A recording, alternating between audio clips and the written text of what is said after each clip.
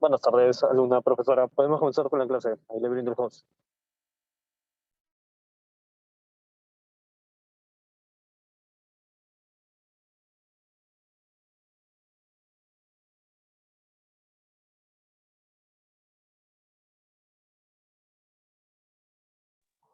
Buenas tardes, profesor. Buenas tardes, Isabel. Ya, gracias. Hola, ¿cómo estás? Espero que estés muy bien. A ver, vamos a comenzar con el último repaso, ¿sí?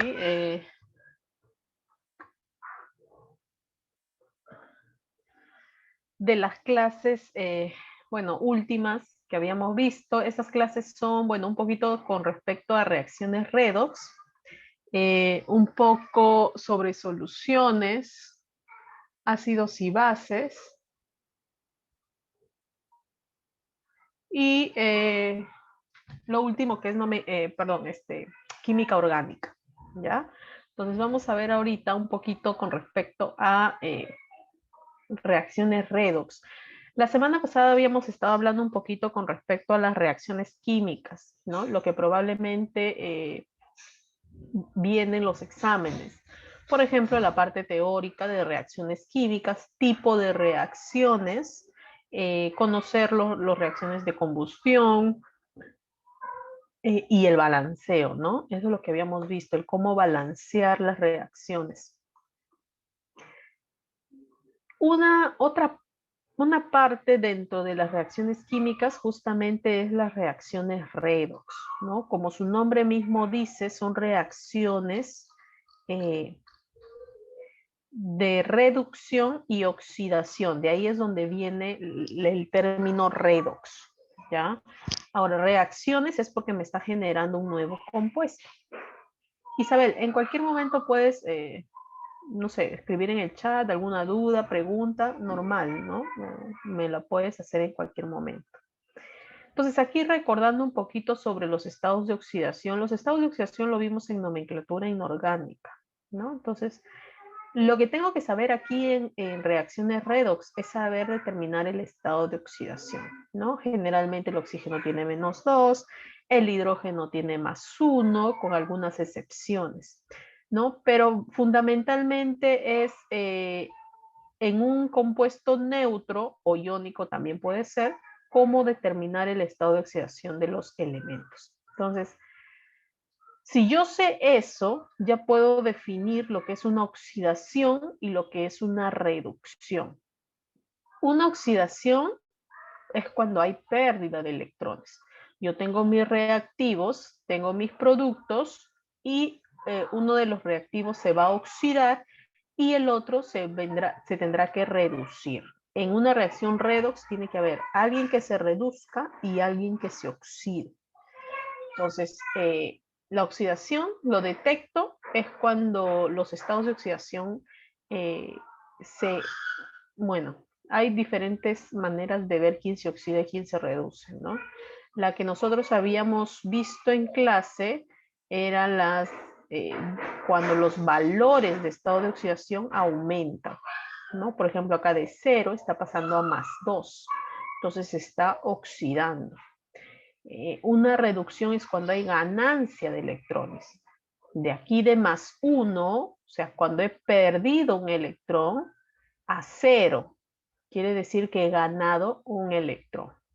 Entonces hay ganancia de electrones, pero en valor de estado de oxidación está reduciéndose. Entonces ahí es una reducción. ¿Ya? Yo puedo saber quién se oxida y quién se reduce de varias maneras. También por ganancia de oxígeno. Una oxidación será cuando alguien gana oxígeno, pero no siempre es tan fácil ver en una reacción compuestos con oxígeno. Entonces, la otra manera de ver es con valores de estado de oxidación o por ganancia y pérdida de electrones. ¿Ya? El que ustedes manejen mejor, ¿no? El que tú manejes mejor.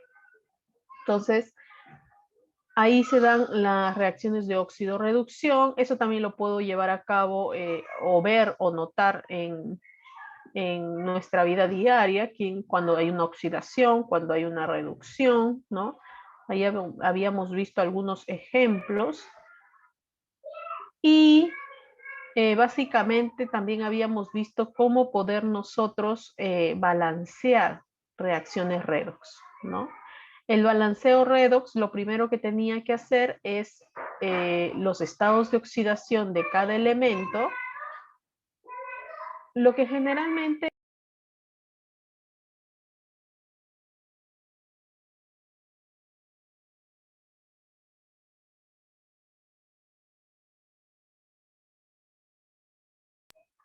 ya, perdón. Básicamente, lo primero que tengo que hacer aquí en esta reacción, por ejemplo, es hallar los estados de oxidación. Una vez que yo hallé los estados de oxidación, lo que paso a hacer es a separar por semireacciones, ¿no? ¿Quién se oxida y quién se reduce? Lo que me pueden preguntar en examen de admisión es, me dan varias reacciones y me dicen cuál de ellas es una reacción redox. ¿Cómo identifico que sea una reacción redox? Porque los estados de oxidación varían, ¿no? De los reactantes con los productos. Entonces es una manera de identificar que hay una reacción redox. Luego me pueden pedir balanceo. El balanceo no tiene que ser tan complicado, ¿no? Me pueden pedir quién se oxida y quién se reduce en esta reacción, que tampoco debe demorar mucho, porque si yo ya tengo los estados de oxidación de cada uno de ellos, ya puedo saber quién se oxida y quién se reduce, ¿ya? Muy difícil que te piden el balanceo redox, ¿ya? Pero igual ya lo habíamos visto, ¿no? Ahora, otra de las cosas que te pueden preguntar es quién sería el agente oxidante y quién sería el agente reductor, o oxidantes y reductores. Entonces, oxidantes cuando se está reduciendo, ¿no? Cuando es el compuesto el que se reduce, quiere decir que es un alto o un gran agente oxidante. Aquel que se oxida, aquel compuesto que se oxida, quiere decir que él actúa como un gran agente reductor. ¿Ya? O sea, el otro compuesto sería el gran agente oxidante, porque ha oxidado en una sustancia. Pero esa sustancia que se ha oxidado vendría a ser el agente reductor, ¿no? Porque va a obligar a la otra sustancia a reducirse. ¿Ya? Entonces ahí es importante conocer esos aspectos, ¿no? Bueno, ahí habíamos visto diferentes tipos. Ya vamos a ver en los ejercicios. Por ejemplo, a mí me dan esta reacción y yo lo primero que tengo que hacer es hallar los estados de oxidación. Recordando, cuando tengo elementos puros, los estados de oxidación es 0. Ya no tengo que saber nada más que 0 el estado de oxidación. Aquí no, la plata es +1. El nitrato es -1. Todo esto vendría a ser -1. Entonces, si yo quiero hallar el estado de oxidación del nitrógeno, lo hallo como si fuese esto, nada más -1. El oxígeno es -2, sería -6, ¿no? O, bueno, -6. Para que me genere -1, el nitrógeno está acá con +5. Es una manera. Otra manera es simplemente trabajar así, ¿no? La plata es +1, el oxígeno es -2, acá sería -6, el nitrógeno tiene que ser +5. ¿No? +5, +1, +6, -6, 0. Aquí, el nitrato ya he dicho que es -1, -1 por 2, -2. El zinc sería +2. ¿No? El nitrógeno sigue estando acá con +5, ¿no? Y la plata aquí está sola, elemento puro, 0. Entonces, de aquí, por ejemplo, me pueden decir, esto es una reacción redox. Entonces, yo me fijo y digo, el zinc está pasando de 0 a +2, está cambiando. La plata está pasando de +1 a 0, está cambiando. Sí es una reacción redox. Ya, ahora, ¿quién se oxida y quién se reduce? El zinc está pasando de 0 en valor a +2, se está oxidando. Y la plata está pasando de valor +1 a 0, se está reduciendo. Entonces ya identifiqué quién se oxida y quién se reduce. El zinc se está oxidando. La plata en el nitrato de plata se está reduciendo a plata pura. Ahora, me pueden pedir quién es el agente oxidante y quién es el agente reductor. El agente oxidante sería aquel que se reduce. Él se está reduciendo, ¿no? Entonces, él sería el agente oxidante o el oxidante. El zinc se está oxidando. Él sería el agente reductor o el reductor. ¿Ya? Entonces, ¿por qué el agente reductor? Porque está obligando al nitrato de plata a reducirse. Y el nitrato de plata, ¿por qué es el oxidante? Porque está obligando al zinc a oxidarse. ¿Ya? Entonces, ahí está.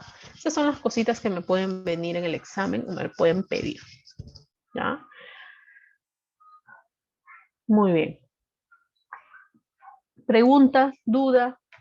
¿No? Creo que ahí no hay duda.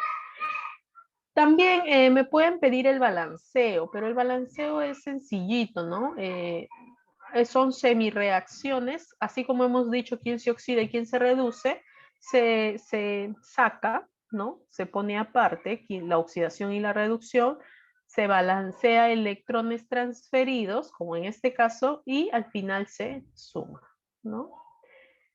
No he visto este tipo que venga, bueno, pero siempre puede venir, ¿no? Siempre es probable. Y ya está. El medio ácido no, el medio ácido se los puse ahí, pero ese no viene, ¿no? Y ahí algunos ejercicios, ¿no? ¿Qué es una reacción de desproporción? Una reacción de desproporción es cuando una sola sustancia o la misma sustancia se oxida y se reduce. Puede ser que en una reacción ese mismo compuesto se oxide y ese mismo compuesto se reduzca. Puede ser, ¿no? Entonces, por ejemplo, aquí el hidrógeno es +1, aquí el nitrógeno está con +3. Aquí el nitrógeno está con +5. ¿Ya? Si ustedes, si lo haces, acá está con +5 y aquí está con +2. Entonces, de +3 está pasando a +5 y de +3 está pasando a +2. Entonces, acá se está reduciendo y acá se está oxidando, ¿no? Entonces, sí puede ser esto. Son reacciones especiales y esta reacción se le llama desproporción, ¿no? Entonces, hay que tenerlo en cuenta, ¿no? Si preguntan si una reacción se puede oxidar, la misma sustancia se puede oxidar y reducir, sí. ¿Ya? Y se llama reacción de desproporción. Bueno, ahí estaban algunos ejercicios y eso era con respecto a lo que faltaba de reacciones químicas, ¿no? De reacciones redox. ¿Preguntas, dudas hasta ahí, Isabel? ¿Todo bien? Si no, para pasar al siguiente tema. Ok. El siguiente tema tiene que ver con soluciones, ¿ya? En soluciones, bueno, primero hay que saber qué cosa es una solución. Esto parte de la clasificación de materia, ¿no? En clasificación de materia teníamos lo que era sustancia química y lo que eran mezclas. Una solución viene a ser una mezcla, ¿ya? Ahora, una solución es un tipo de mezcla, ¿no? En mezclas se dividen en dos. Tenemos mezclas homogéneas y tenemos mezclas heterogéneas. Las mezclas homogéneas son las soluciones, ¿no? Soluciones están dentro de las mezclas homogéneas, ¿sí? Heterogéneas no, ¿no? Heterogéneas ya viene a ser el estudio de los coloides, de las suspensiones, ¿sí? Lo que se va a estudiar aquí son soluciones químicas, o sea, soluciones homogéneas, o mezclas homogéneas. Ahora, en las mezclas no ocurre reacción química, eso hay que tenerlo bien claro. No hay reacción química. Cada uno de los componentes mantiene su identidad. o propiedades químicas, o sea, se pueden separar, ¿no? Ya que cada uno mantiene sus propiedades. Lo podemos separar. ¿Bajo qué técnicas? Ya habíamos visto muchas técnicas, ¿no? Filtración, evaporación, tamizado, imantación, destilación, no sé, decantación, cromatografía, etc. Entonces, las mezclas homogéneas también solo tienen una sola fase, ¿ya? Y las soluciones, que son las mezclas homogéneas, tienen un tamaño de partículas muy pequeñitas comparadas a las mezclas heterogéneas. Es por eso que está en este rango, ¿no? Está bajo el término soluciones. Yo voy a ver todos los componentes de esa solución, una solución donde en todos sus puntos, en todas sus composiciones es la misma, tiene la misma composición. Eso es una solución homogénea. Una solución, entonces, entrando al tema, una solución se divide en dos, ¿no? Tenemos lo que es el soluto y tenemos lo que es el solvente. El soluto es el que está en menor proporción, ¿no? Generalmente el sólido que se disuelve en, lo que se disuelve en. Y el solvente es lo que está en mayor proporción, o sea, es lo que solubiliza, ¿no? Es el que está en mayor proporción, ¿ya? Todo eso me da la solución, soluto más solvente. También se puede llamar disolución, ¿no? Disolución. Otros también llaman disolvente. También se puede decir disolvente. Son mezclas homogéneas. Recuerden, no existe reacciones. Lo que existe son interacciones, no reacciones. Pregunta de examen. ¿Cómo son las fuerzas entre estas moléculas? ¿No? Por ejemplo, las fuerzas solvente-solvente, soluto-soluto, son más o menos fuertes que las fuerzas soluto-solvente en una solución. Entonces, para que se genere una solución, esto es una solución, ¿no? Esto es una solución. Una solución consta de un soluto y de un solvente. Ahora, el soluto y el solvente tienen que tener una interacción, ¿no? Esta interacción, ¿cómo es con respecto a la interacción de cada uno por separado? Lógico que para que se forme esto, para que se forme la interacción soluto-solvente, tiene que ser muy afín, tiene que ser mayor esta interacción que cada interacción por separado, ¿no? Porque si esto ya es estable, ¿para qué voy a formar o para qué se va a formar otro? Entonces, esta interacción debe ser mucho más afín o mucho más fuerte que cada uno por separado, ¿ya? Entonces, pues se pregunta, ¿no? ¿Cómo es la interacción soluto-solvente en una solución? Bueno, es mucho más fuerte, mucho más intensa que por separado, que la interacción solvente-solvente o soluto-soluto. Otra de las cosas que debe de pasar es que las interacciones sean parecidas, ¿no? No vamos a estar hablando de una, no sé, por ejemplo, de una interacción apolar o no polar con una interacción polar al final. No, ¿no? Tienen que ser interacciones parecidas. Es por eso que, por ejemplo, el aceite, ¿no? El aceite tiene interacciones apolares.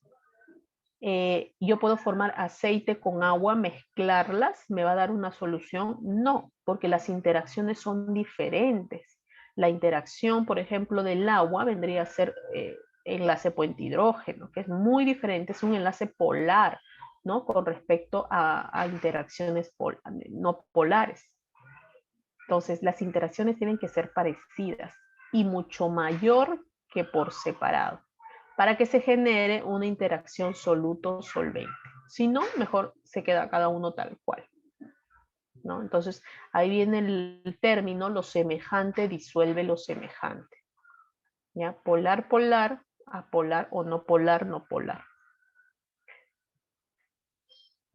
Muy bien, eso con respecto a las fuerzas que intervienen en las soluciones, ¿no? ¿A qué soluciones generalmente preguntan concepto y con respecto a lo que vamos a los cálculos que vamos a ver.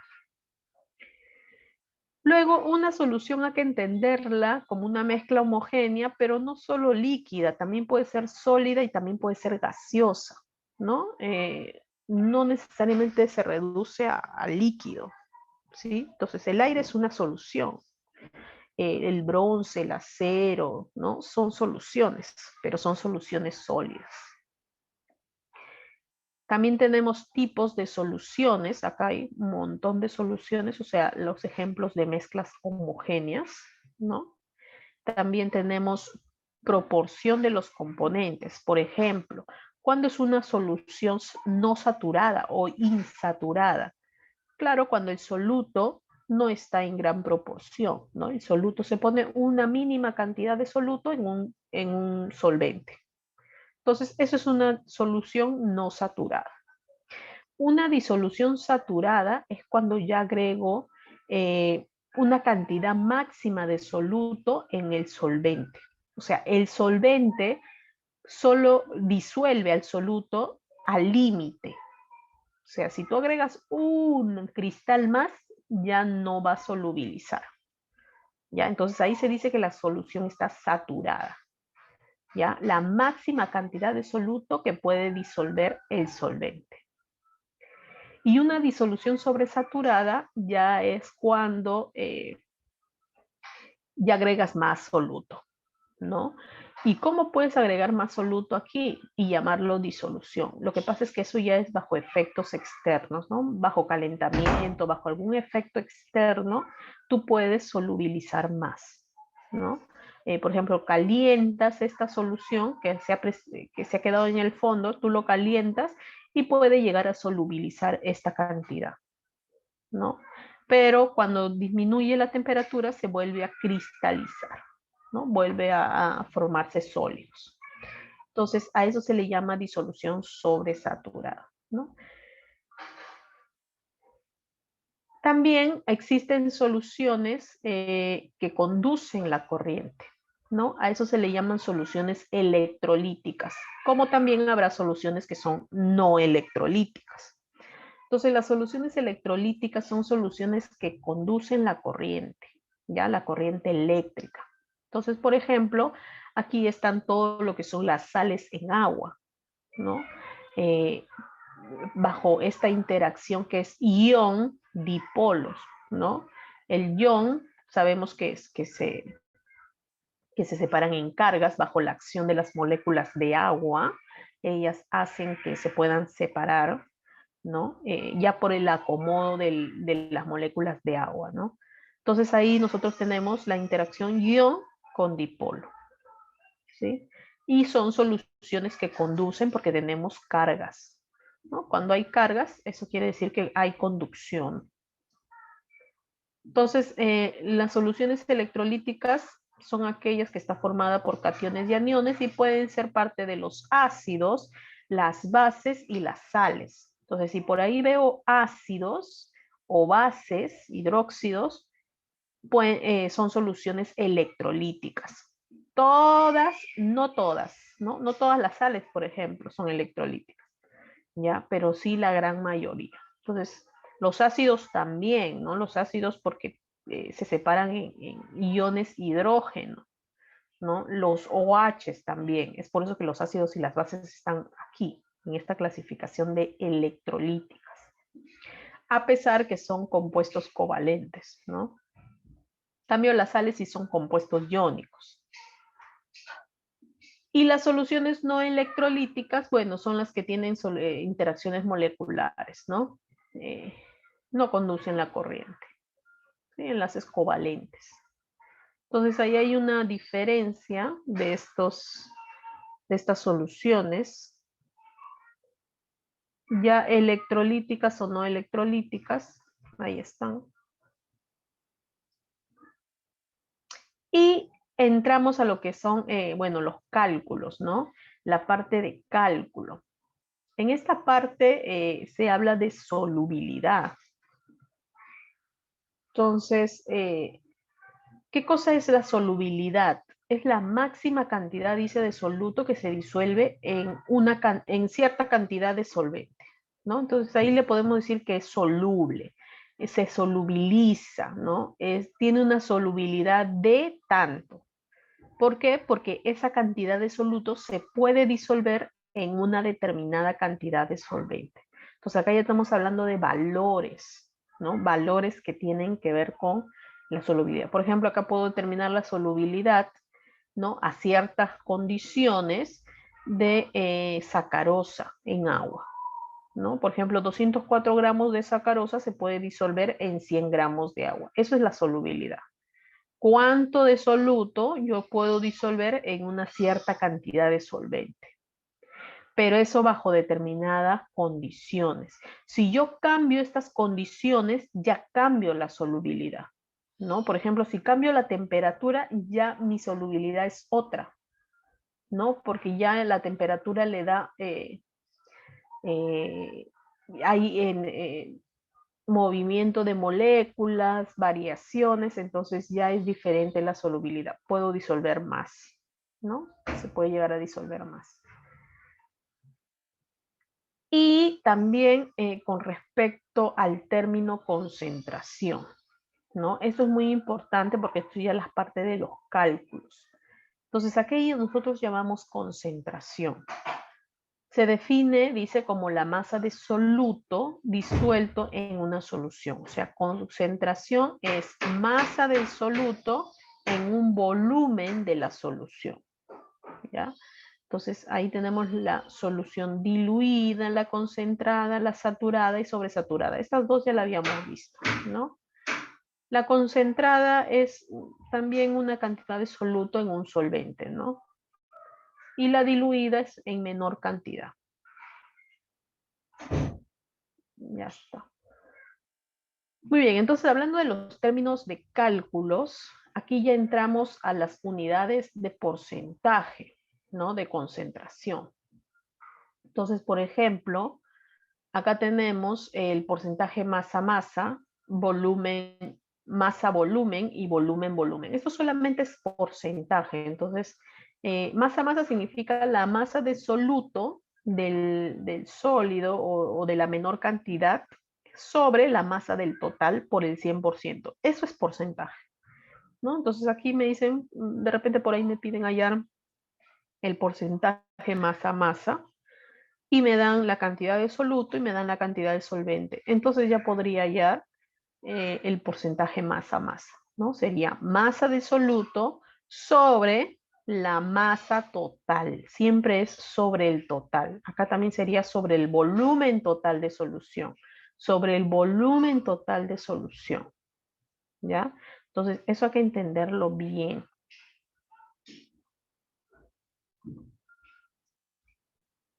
Muy bien. Bueno, ahí tenemos varios ejercicios con respecto a masa-masa.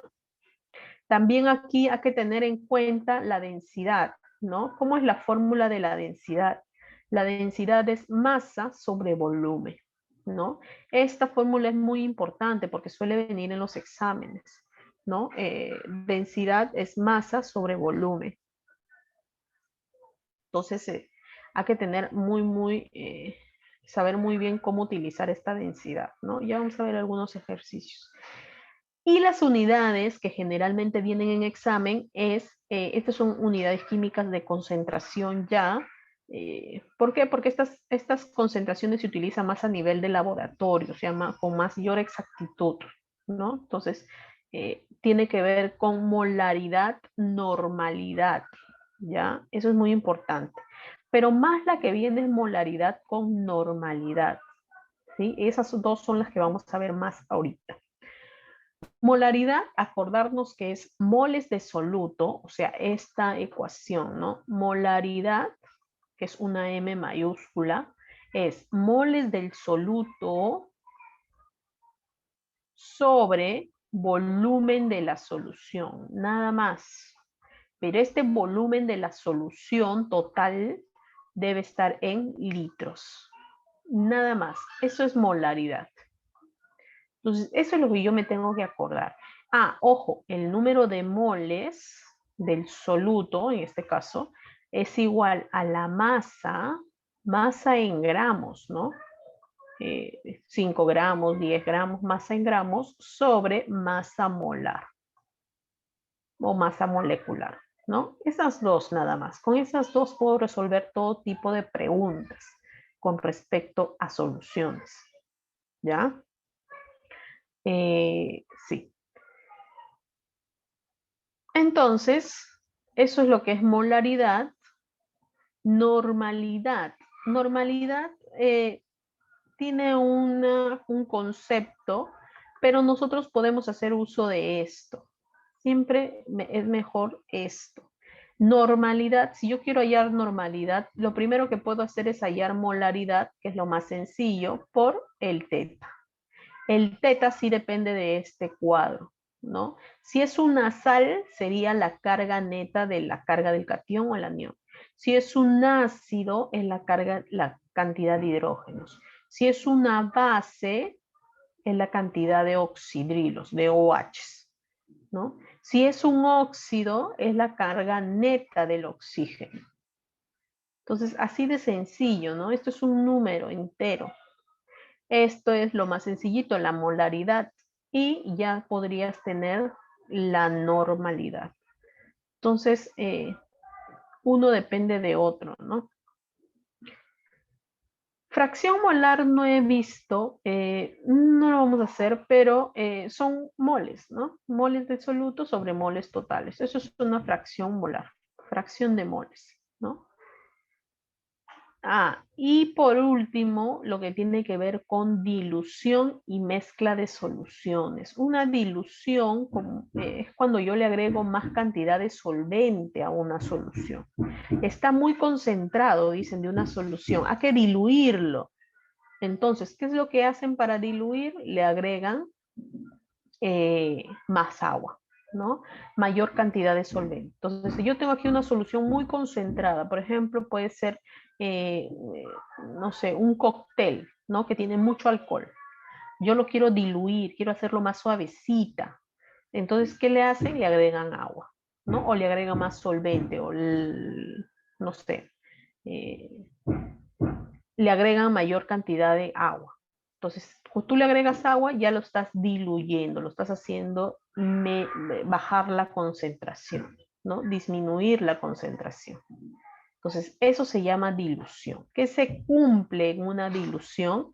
Se cumple que el número de moles permanecen constante, ¿ya? O sea, las moles que hay aquí son las mismas moles de moléculas que hay aquí. Claro, porque yo no estoy agregando solución. Simplemente lo que estoy agregando, ¿qué cosa es? Es solvente, pero no soluto. Las moles del soluto quedan intactas. Moles del soluto al inicio, en 1, es igual a las moles del soluto en 2. Aquí. Entonces es por eso que ponen concentración por volumen al inicio debe ser igual a concentración por volumen al final. Nada más. Ahora, la concentración, lógico, molaridad. Molaridad por volumen al inicio, molaridad por volumen al final. ¿Puede ser normalidad, profesora? Sí. También puede ser normalidad por volumen al inicio, normalidad por volumen al final. ¿Ya? ¿Por qué? Porque son concentraciones.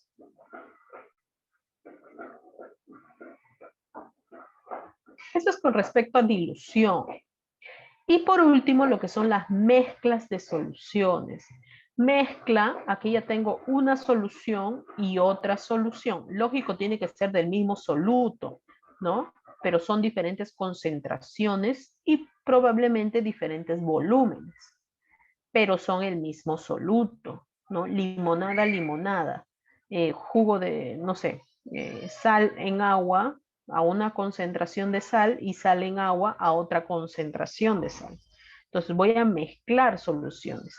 Me va a generar una solución, lógicamente, con un volumen que se suma. Si esto yo le agrego a esto, volumen de 1 más volumen de 2 sería el final. La concentración sí sería diferente. Entonces, ¿cómo hay esta concentración? De esta manera, ¿no? Concentración 1 por volumen 1 más concentración 2 por volumen 2 me genera concentración final por volumen final. El volumen final ya saben que es volumen 1 más volumen 2. Entonces al final me genera esta ecuación. No me tengo que aprender las ecuaciones, me tengo que aprender qué es lo que yo genero de una mezcla de soluciones. Las moles aquí, moles en 1 más las moles en 2 debe ser igual a las moles totales. ¿No? Y ya está. Estoy combinando las moles, mezclando las moles para generarme una solución final. Ya está. Entonces, eso es con respecto a soluciones, ¿no? Por ejemplo, voy a hacer un ejercicio de aquí, ¿no? La normalidad, ¿ya? Esta de aquí, la 15. Me piden cuál es la normalidad de una solución de hidróxido de sodio que contiene 12 gramos de hidróxido en 600 mililitros de solución. Lo primero que yo digo, para hallar normalidad, yo sé esto, molaridad por teta. Entonces, lo primero que tengo que hacer es hallar molaridad. Entonces, yo digo, molaridad es igual al número de moles del soluto sobre volumen de la solución. Pero este volumen de la solución tiene que estar en litros. Moles del soluto es masa del soluto. Eso es la ecuación que yo puse al inicio. Masa del soluto sobre masa molar. Pero esto entre el volumen, esto pasa a multiplicar. Volumen de la solución en litros. Ya está. Masa del soluto. Lo que he hecho es descomponer las moles en esto, ¿no? Masa del soluto es 12 gramos. Ya está. Masa molar del soluto. NaOH. Esto es 23 más 17, 40. 40 gramos por mol. Es la masa molar. Por volumen de la solución en litros es 600 mililitros. En litros entre 1000. 0,6. Litros. Gramos con gramos se van y te queda esto.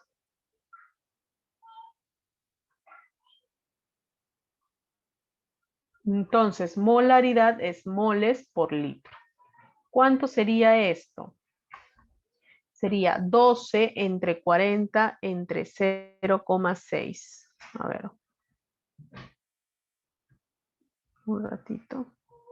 12 entre 40 entre 0,6. 0,5, ¿no? Ya está. 0,5 molar. Una vez que llegue la molaridad, ya está, pues, ¿no? Esto sería 0,5 por teta. Ahora, teta me define la expresión. Como es un hidróxido, es la cantidad de OHs que hay. ¿Cuántos OHs hay? 1. Entonces, teta es 1. ¿Cuánto sería la normalidad? 0,5 normal. Esa sería la respuesta, ¿no? Ese es, por ejemplo, un problema tipo examen. ¿Ya? Entonces,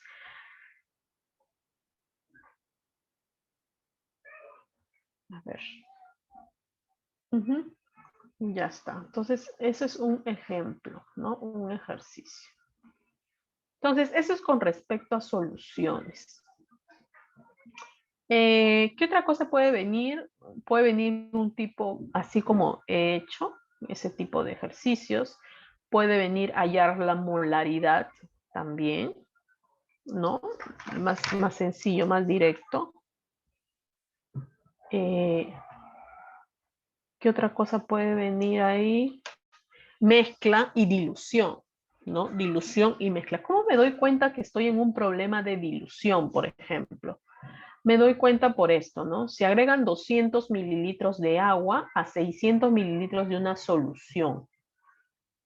Me dice que estoy agregando agua a una solución. Entonces eso me indica que estoy diluyéndolo, ¿no? Que estoy en un ejercicio de dilución, ¿no? Cuando agrego el solvente a una solución. En cambio, en la 18, me dice se mezcla una solución con otra solución. Entonces, aquí estoy en mezcla de soluciones, ¿no? Al final me va a dar una mezcla total, ¿ya? Entonces, tengo que saber en qué tipo de ejercicio estoy, ¿sí?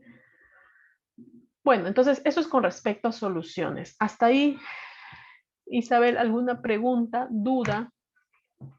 ¿Algo que no haya quedado claro? ¿O todo está bien con respecto a soluciones? Mañana, que ya es los ejercicios últimos, justo ejercicios tipos de esto, ya ahí, bueno, vemos todos los ejercicios con respecto a dilución, solución, ¿no? Ok, entonces todo bien.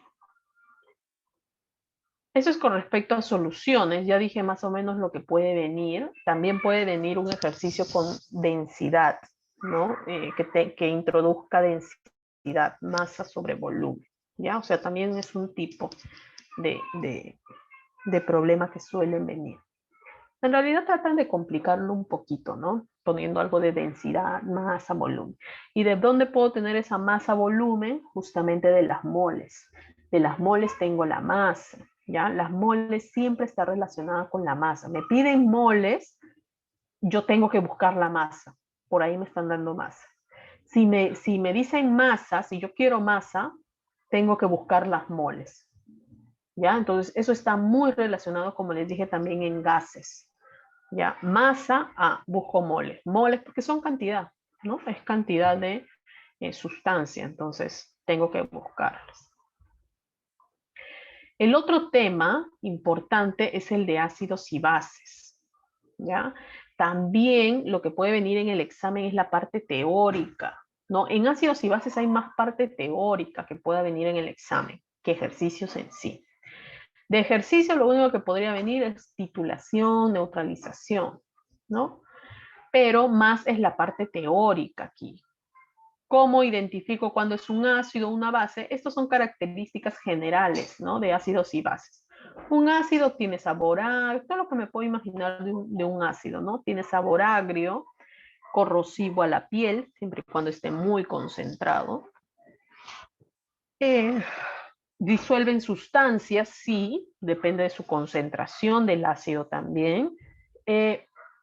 Y neutralizan las bases, ¿no? Por eso son ácidos y bases. Las bases neutralizan a los ácidos y los ácidos neutralizan a las bases, ¿no? De ahí viene la reacción, el tipo de reacción de neutralización, ¿ya? Las bases tienen un sabor amargo, generalmente el jabón es una base, por ejemplo, ¿ya?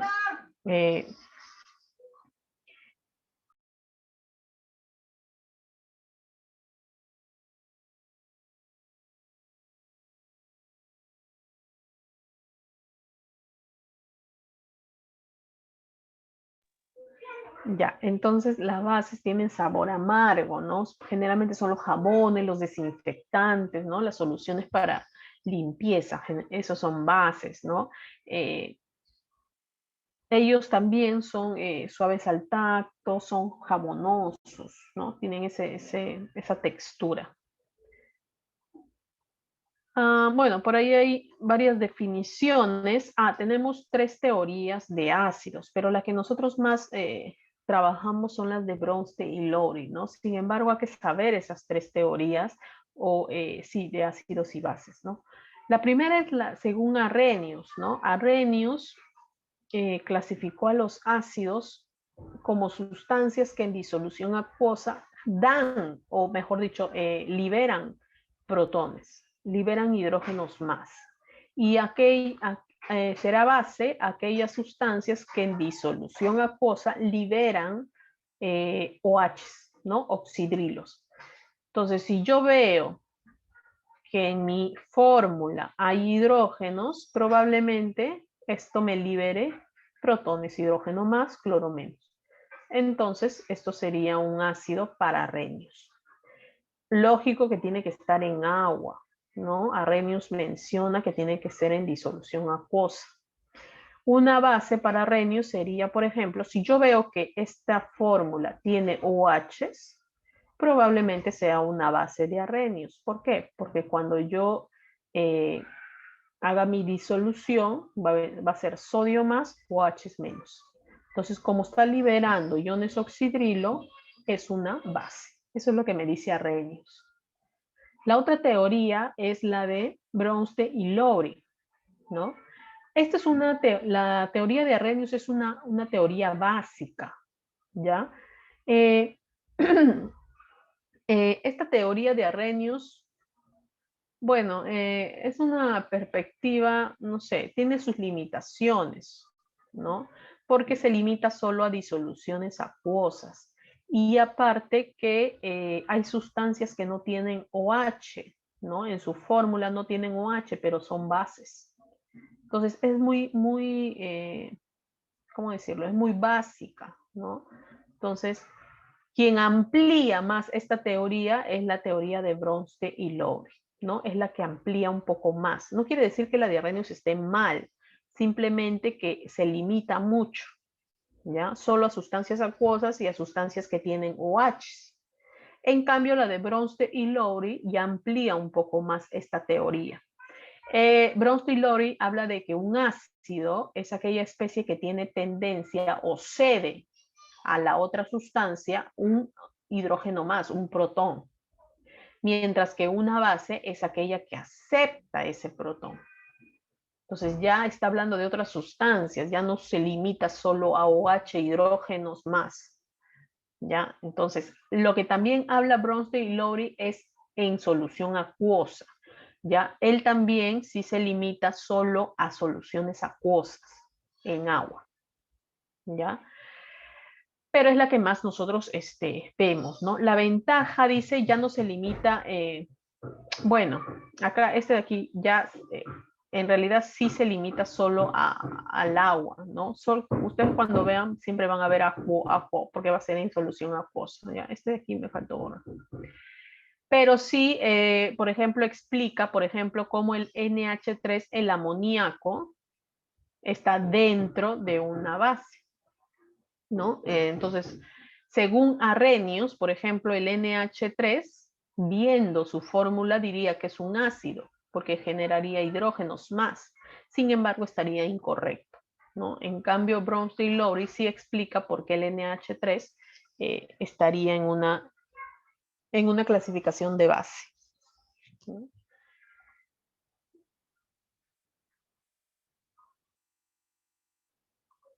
Ya está. Entonces, ya. Aquí también en Arrhenius, perdón, en Bronsted y Lowry, hablamos de ácido. ¿Por qué este sería un ácido?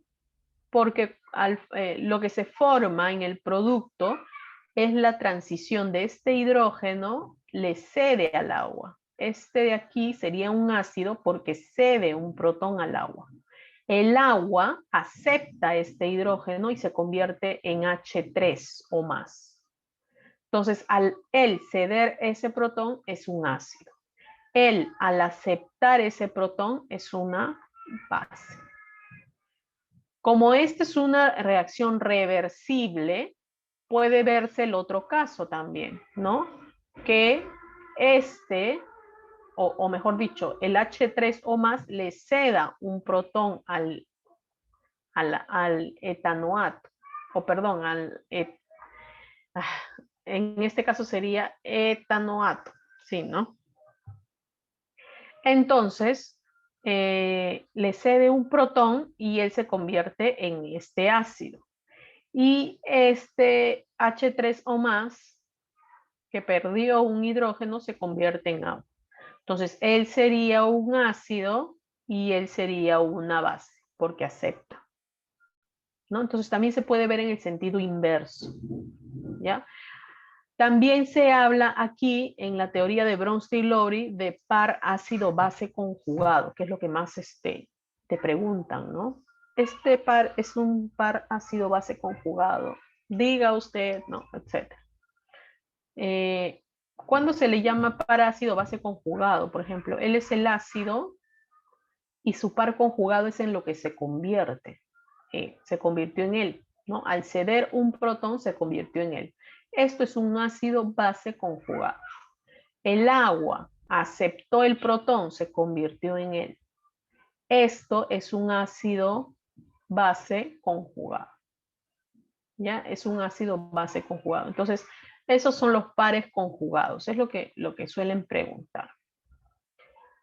Y la última teoría es la teoría de Lewis. Lewis sí no se rige a soluciones acuosas. ¿Ya? Es Lewis quien no hace referencia a un solvente.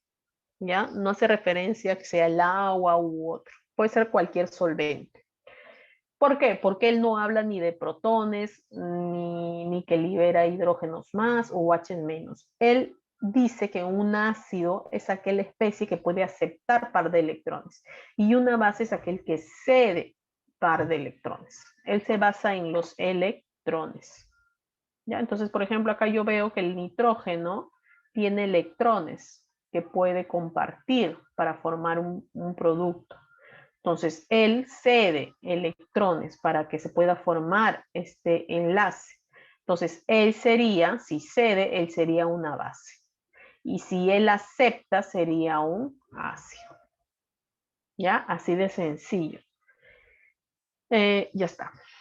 Entonces, eso es lo que me dice Lewis.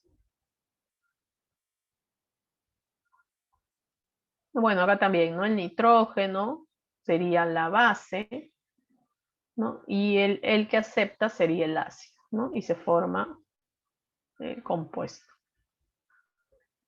Autoionización del agua es el Kb doble, ¿no? El Kb doble es la autoionización, el agua se puede ionizar, ¿no? Y tenemos acá la famosa escala. ¿Cómo es el pH? ¿Cómo puedo hallar el pH y el pOH? ¿No? Entonces, recuerda que el pH es potencial de hidrógeno, solo mide la cantidad de concentración de hidrógenos, ¿no? O iones hidróneo. Y el pOH mide la concentración de OH menos que hay en una solución, ¿ya? Entonces, el pH es una expresión matemática al final. pH es menos logaritmo de la concentración de iones hidróneo. Y pOH es el menos logaritmo de la concentración de iones hidróneo. ¿Sí?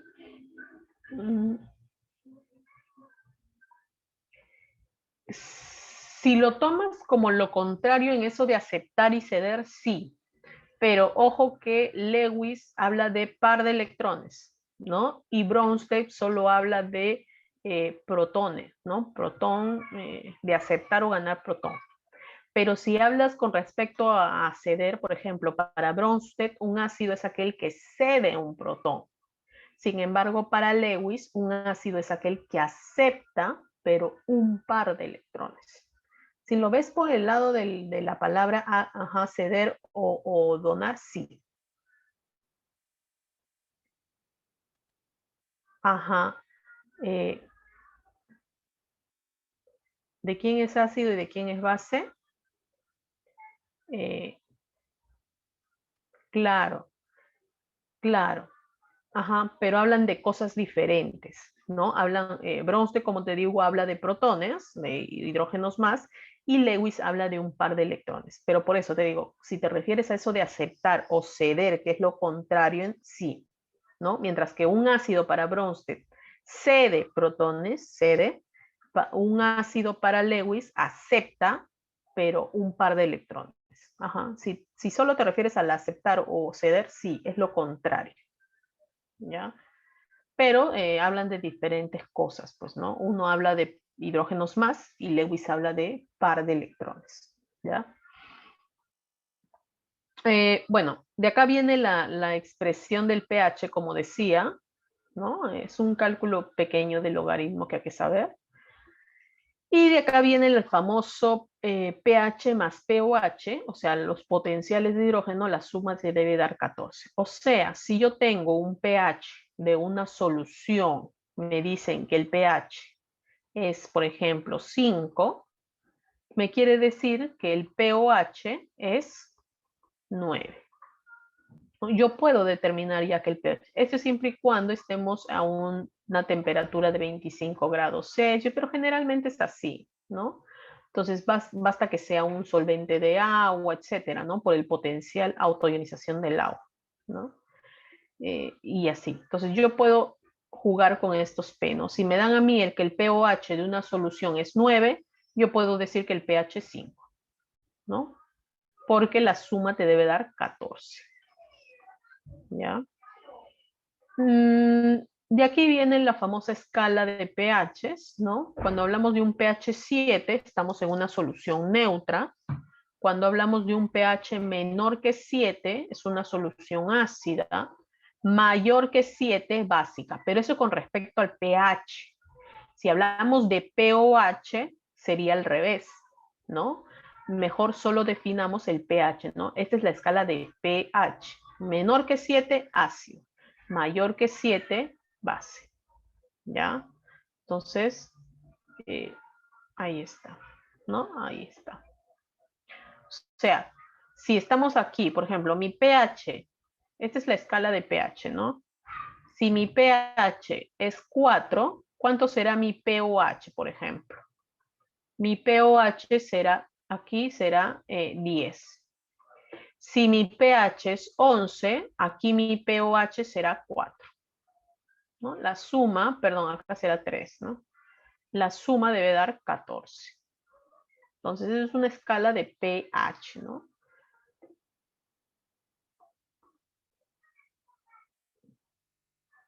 Ya está. Ahí algunos ejemplos de soluciones que tienen diferentes pH, ¿no? Ya está. Eso es un poquito de ejercicios de cálculo. Electrolitos fuertes, electrolitos débiles. ¿Cuándo es un electrolito fuerte? Electrolitos, recuerda que hablábamos de ácidos y bases, ¿no? Los ácidos y bases son electrolitos porque conducen la corriente. Eso lo hablamos en soluciones. Un electrolito fuerte es una solución que se puede disociar totalmente. ¿Ya? Electrolitos fuertes son aquellos que se pueden disociar totalmente. En cambio, los débiles son los que se disocian parcialmente, o sea, no al 100%, sino puede ser la mitad, el 50, 60%. Ya no todo se llega a disociar. O sea, no conduce la corriente en gran medida como los fuertes, ¿no? Los fuertes sí, porque son disociados totalmente. ¿Ya? Entonces, eso es con respecto a los ácidos. ¿Cuándo es un ácido fuerte, un ácido débil, no? Bueno, y también saber que la reacción de neutralización te genera sales, pues, ¿no? Sales de diferentes tipos, ¿no? Solución ácida, solución básica, dependiendo la concentración de hidrógenos o de OHs que hay, ¿no? Existen indicadores, soluciones o sustancias que me pueden indicar si una solución es ácida o si una solución es base. Esto es por cambio de coloración, ¿no? Entonces, existen indicadores, acá están todos los tipos de indicadores. En realidad hay muchos indicadores, hasta indicadores vegetales, ¿no? La col morada, por ejemplo, es un tipo de indicador, ¿no? Cuando estás en una solución ácida te da una cierta coloración, cuando estás en una solución básica te dan una cierta coloración. Claro, también están por rangos, ¿no? ¿Cuándo usar un indicador y cuándo usar otro indicador? Cuando quieres, en qué rangos trabajar de pH, ¿no? Más o menos en qué rangos quieres trabajar de pH. Entonces ahí puedes escoger qué tipo de indicador te ayudaría, ¿no? Te ayudaría. Y por último vienen las valoraciones ácidos-bases, ¿no? La neutralización entre un ácido y una base. Los ácidos neutralizan a las bases neutralizan hacia el ácido. Se dice que cuando ya llegó a la neutralización, ya se llegó al punto de equivalencia, ¿no? Punto de equivalencia entre un número de equivalentes gramos del ácido es igual al número de equivalentes gramos de la base, ¿no? El famoso NB-NB. Entonces, Eso sería con respecto a lo que son los ácidos y las bases. ¿Son soluciones? Sí, son soluciones. Nada más que en este caso tienen una peculiaridad de tener iones hidrógeno más o H menos, ¿no? De diferenciar quién es un ácido y una base. Depende, ¿no? En el examen te puede decir, dime quién es un ácido y una base según Arrhenius, un ácido y una base según Bronsted, un ácido y una base según Lewis. Entonces ya va a depender que te pidan, ¿no? En el examen. ¿Quién es un ácido par base conjugado? Perdón, un par ácido base conjugado. Es porque ya estás en Bronsted y Lowry, ¿no? Él habla de pares de conjugados, ¿ya? Entonces, esas son cositas que te pueden venir en el examen, según los ácidos. Hasta aquí, duda, preguntas. ¿Todo bien, Isabel?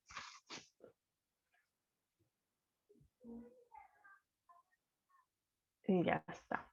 Entonces vamos a pasar al último tema, que es química orgánica, ¿no?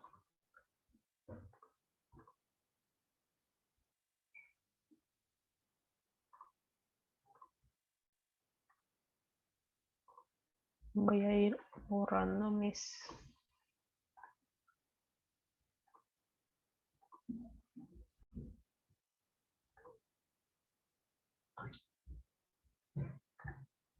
Ya. Entonces, el último tema que nos queda por ver sería el de química orgánica, ¿no? Que también suele venir bastante este tema. Entonces, química orgánica es la química del carbono. Aquí hay que saber las propiedades del carbono, básicamente, ¿no? Química del carbono, química de la vida, ¿no? Entonces, compuestos de carbono, las propiedades de estos compuestos de carbono, esos compuestos también tienen que tener hidrógeno, ¿no? Esto, la química orgánica también tiene compuestos de hidrógeno, exceptuando, como en este caso, el monóxido, el dióxido, el carbonato, bicarbonato, ¿no? Esas son sales o son compuestos inorgánicos, ¿no? Inorgánicos, ¿por qué? Porque sin vida, básicamente por lo que existe o no existe en un ser vivo, ¿no? Entonces, esos son compuestos inorgánicos, ¿no? Ahora, en la actualidad tenemos muchos más compuestos orgánicos que los inorgánicos. Las propiedades del carbono que te pueden preguntar es la electronegatividad. Es una electronegatividad intermedia, la del carbono. Se puede unir a otros, sí, mediante enlaces covalentes en este caso. Pueden tener enlaces dobles y triples, y aquí esta es la propiedad importante, es la tetravalencia, también la autosaturación, ¿no? La tetravalencia, ¿por qué? Porque puede tener 4 enlaces, ¿no? Recuerda que el carbono tiene 4 electrones de valencias, entonces puede tener 4 enlaces, pero debido a la hibridación, o hibridación, claro, puede ser también un SP, un SP2 o un SP3. Entonces tiene tipos de hibridación. Entonces, según este tipo, es que tiene esta geometría, ¿no? Diferentes geometrías. Puede tener geometría tetraédrica, lineal, dependiendo, ¿no? Qué compuesto sea, ¿ya? Pero eso es debido a la tetravalencia y hibridización también. Existen tipos de enlace, los enlaces simples, dobles, triples, ¿ya? Enlaces simples, compartición de uno de cada elemento, entonces va a ser compartición de 2 electrones. Un doble, bueno, en este caso sería de 2 pares de electrones, y un triple de 3 pares de electrones, ¿ya? Entonces, esos son los enlaces que existen. Tenemos los tipos de fórmula, ¿no? Tenemos la empírica, la molecular, la semidesarrollada, desarrollada. ¿no? Y la de construcción espacial, o sea, en el espacio. Utilizamos la molecular sí, ¿no? Para saber también sobre isomería. La desarrollada, la utilizamos más la semidesarrollada, ¿no? La que se utiliza en CH3, CH2, ¿no? Esa es la que más utilizamos, ¿no? La desarrollada no tanto. Pero bueno, ahí están los tipos. Tipos de átomos de carbono, cuando hablamos de carbono primario, secundario, terciario, cuaternario, ¿no? ¿Cuándo es un carbono primario? Cuando solo tiene se une a un solo carbono más, ¿no? Este carbono se une a un solo carbono más, entonces este es primario, ¿no? Generalmente los CH3 son primarios. Carbono secundario, por ejemplo, cuando este carbono se enlaza a dos carbonos más. O sea, tiene como vecinos a dos carbonos secundarios. Este carbono tiene a tres carbonos vecinos, será un terciario. Y este otro carbono será un cuaternario, porque tiene 4 carbonos. ¿Ya? Entonces, así, de esa manera. Lo que te pueden preguntar en el examen es eso, ¿no? Dígame si esta molécula, ¿cuántos carbonos secundarios, primarios, terciarios, cuaternarios tiene? ¿No? Entonces tú tienes que ir en cada carbono, tienes que ir poniendo, ¿no? Primario, secundario, y al final sumas, ¿no? ¿Cuántos hay? ¿Sí? Todos los carbonos. ¿Ya? Entonces eso es para identificar si son carbonos primarios, secundarios, terciarios, ¿no? Luego viene la clasificación de hidrocarburos. Hidrocarburos, o sea, compuestos que tienen hidrógeno y que tienen carbono. Esos son los hidrocarburos. ¿Ya?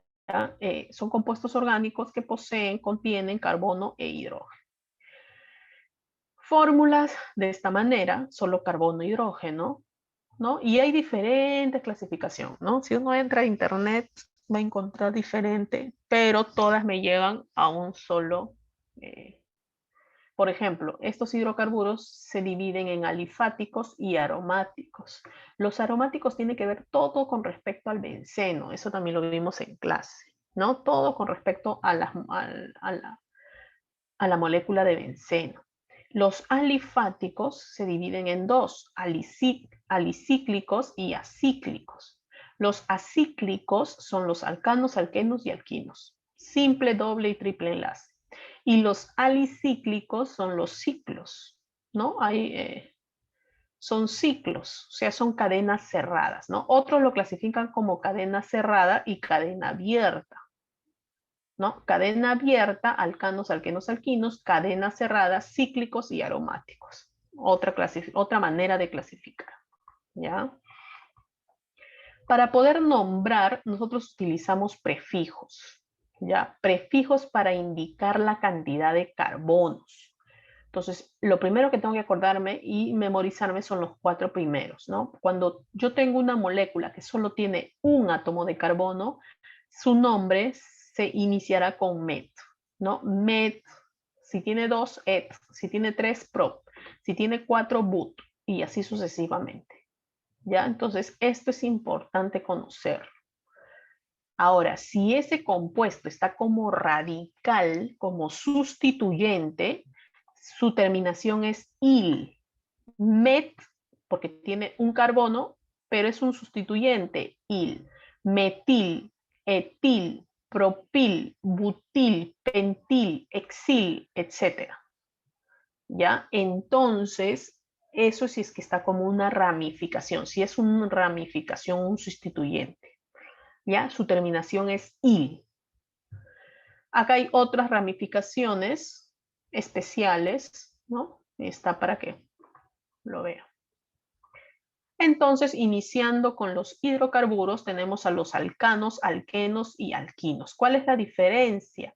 Alcanos, enlaces simples, alquenos, enlaces dobles y alquinos, enlaces triples. Terminación del nombre, alcanos en ano, eno, ino. Por ejemplo, este compuesto tiene 3 carbonos, propano.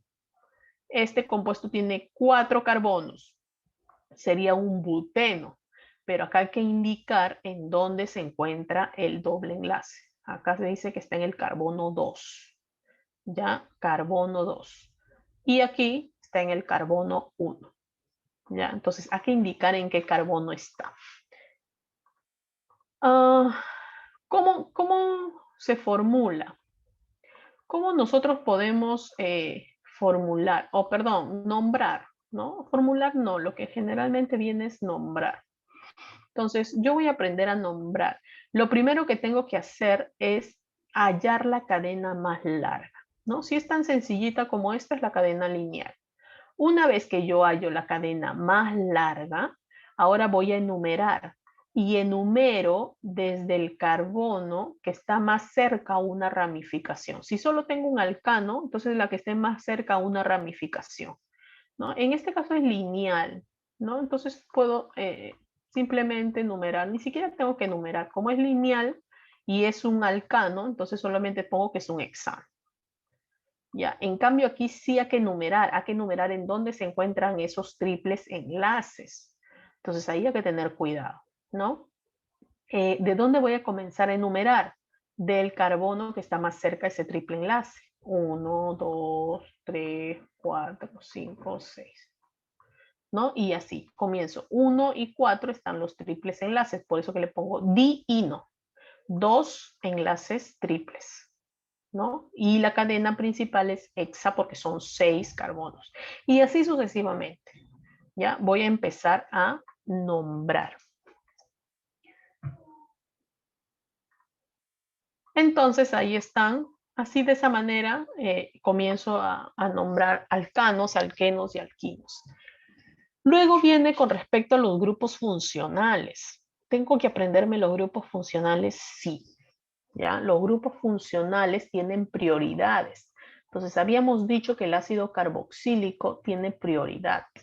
Luego viene el éster, la amida, el nitrilo, ¿no? Y ahí están todos los demás. Aldehído, cetona, alcohol, fenol. Entonces, si yo en una molécula tengo ácidos carboxílicos, este tipo de función, con este otro que es el alcohol, ¿quién tiene prioridad ante estos dos? El ácido carboxílico. ¿Ya? Entonces, este va a ser mi carbono 1. De ahí voy a comenzar a enumerar los carbonos. Claro, la cadena más larga. ¿Ya? Y el OH lo tomaré como si fuese un radical, pues, ¿no? Mi cadena va a tomar el nombre del ácido carboxílico. O sea, el nombre va a terminar en oico. Va a comenzar como ácido y termina en oico, ¿no? Que esa es la nomenclatura de un ácido carboxílico, ¿no? Y ahí está también lo que sigue. El que tiene, por ejemplo, menos prioridad son el doble y el triple enlace, ¿no? El doble y el triple enlace tiene menos. Entonces, las funciones oxigenadas tienen mucha más prioridad que un doble o un triple enlace. ¿Ya? Ahora, acá están las terminaciones, ¿no? Por ejemplo, el ácido carboxílico comienza su nombre con ácido y termina en oico. Por ejemplo, esto es un ácido etanoico. Eta, ¿por qué? Porque son dos carbonos, etanoico. ¿Ya? Los ésteres tienen ato, hilo. Por ejemplo, acá sería un eta, porque son dos carbonos. Eta, en realidad este es el nombre antiguo, ¿no? Como lo dije en clase, este es el nombre antiguo. En realidad sería etanoato. Etanoato de etilo, ¿no? Etilo también porque acá son dos carbonos. Este es etanoato de etilo. ¿Ya? Ese sería el nombre. Si acá fuese solamente, no sé, no sé, o una cadena más, sería propanoato de etilo, ¿no? Va a depender mucho de las cadenas. Bueno, ahí hay ejercicios. Las otras funciones son el aldehído y la cetona, ¿no? Aldehídos y cetonas son muy parecidos. Ambos tienen el grupo carbonilo, pero el aldehído tiene un hidrógeno. O sea, el aldehído es un terminal, ¿no? Por ejemplo, así en este caso. Es un terminal, es el CHO, mientras que la cetona solo es el CO. ¿ya? Entonces, este es un terminal, o sea, este va a tener carbono 1 siempre. 1, 2, 3, 4. Este es el butanal, ¿ya? Este sí, en cambio acá tienes que poner en dónde se encuentra este CO, pero como en este caso es simétrico, está en el medio, es indistinto si yo enumero de acá 1, 2 o comienzo de acá 1, 2. Entonces por eso no le ponen qué número está, propanona nada más, porque es indistinto por dónde comience, ¿ya? Entonces ahí no me hago problemas. Comienzo por un lado, por el otro lado es indistinto. Bueno, ahí está para formular, para nombrar, y vienen los otros, ¿no? Que son los alcoholes y los éteres. En los alcoholes, su terminación es ol, ¿no? 1-propanol. Acá también tengo que mencionar en dónde está. Lo que yo enumero, ojo, son carbonos, no son oxígenos. Entonces, en un alcohol lo que yo enumero son los carbonos. ¿Por qué este carbono? Porque acá está el OH, tiene prioridad, ¿no? Entonces es 1-propanol. ¿Dónde se encuentra el OH? En el carbono 1. 1-propanol. Este es el éter. Un éter es un O nada más. Un O como puente, ¿no? Entonces acá menciono esta cadena y luego menciono esta otra cadena.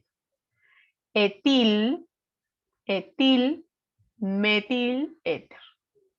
Esta es una nomenclatura. La nueva nomenclatura es el oxi, o sea, etil, etil, oximetil, ¿ya? Etil, oximetil. También puede ser así, ¿ya? También está, pero esta es una nomenclatura anterior.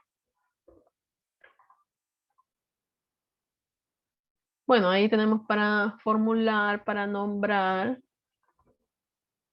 Y el que viene son las amidas y las aminas.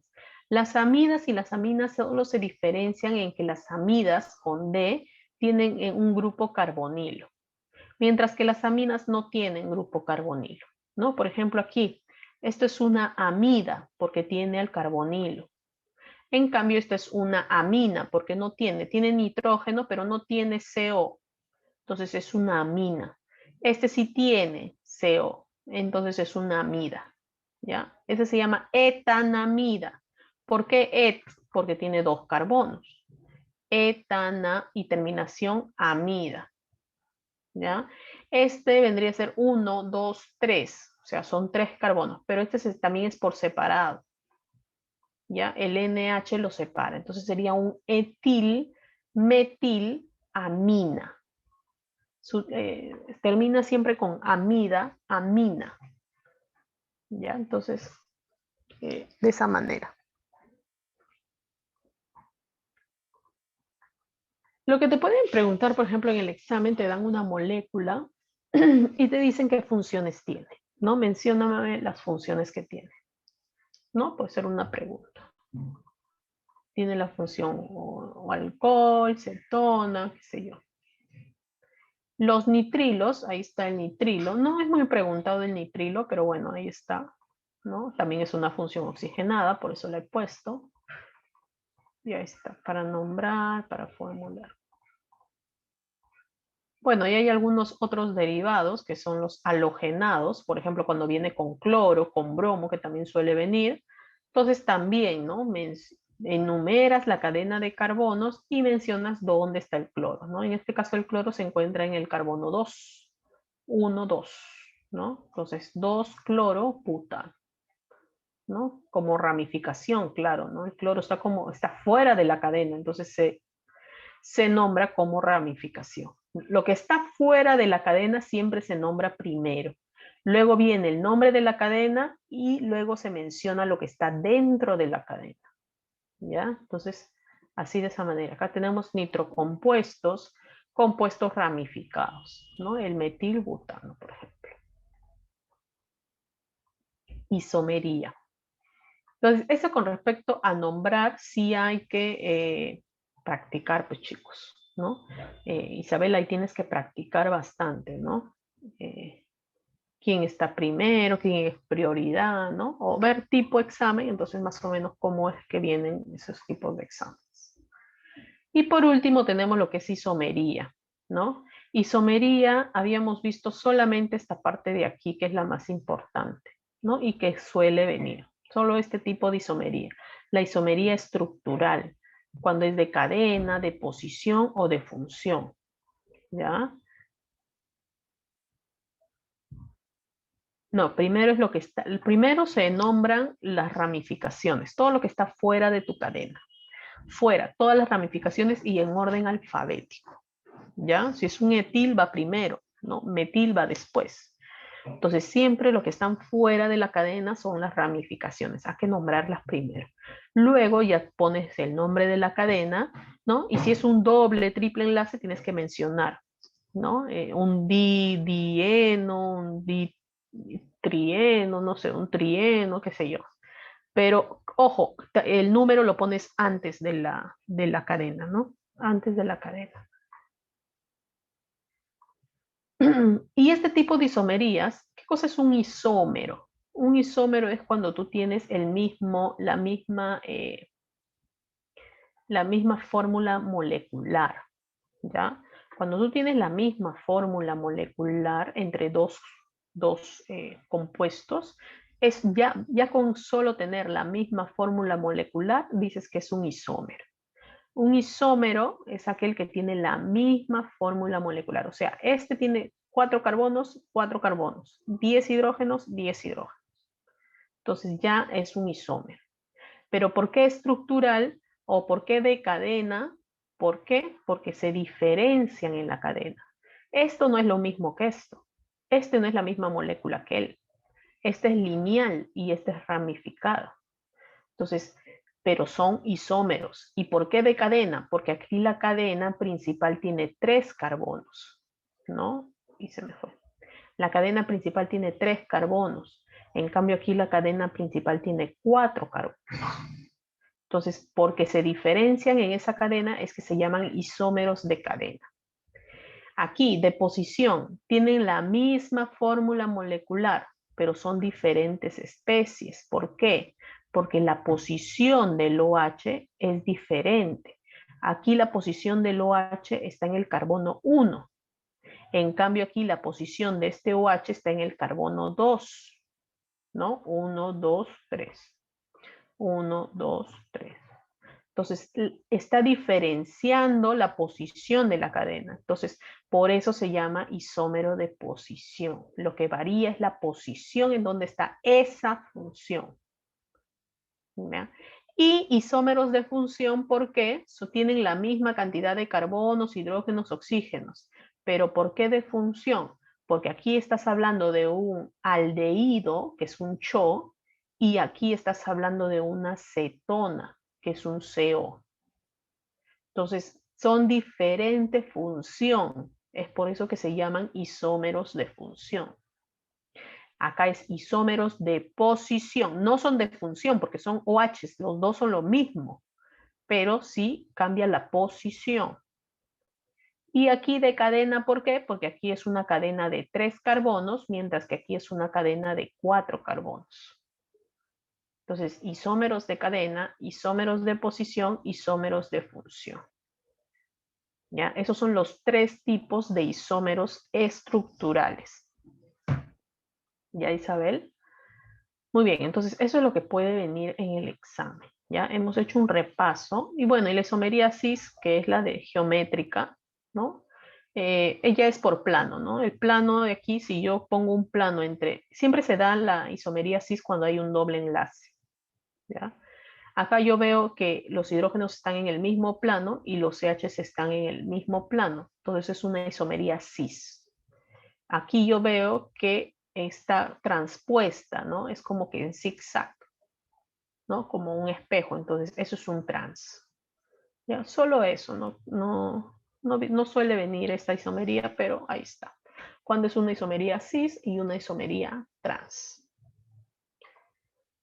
Entonces, bueno, ahí hay una serie de ejercicios cuando es de posición de función y eso sería todo con respecto a química orgánica, ¿no? Hemos hecho un pequeño repaso de todo y no sé, ¿alguna pregunta, duda, Isabel?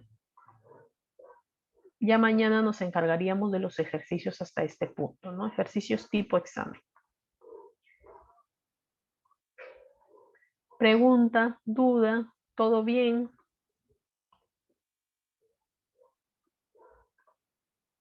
Muy bien, Isabel. Entonces, hasta aquí nos vamos a quedar. El repaso es hasta este tema, ¿no? Ya he dicho más o menos las preguntas que suelen venir y aquí sí hay que practicar, ¿no? Practicar y ver exámenes tipo, más o menos cómo son las preguntas que vienen, ¿no? Que son básicamente las que hemos solucionado. Muy bien, Isabel. Que tengas muy buenas noches. Nos vemos mañana. Cuídate. Que te vaya muy bien. Chao. Cuídate, Isabel.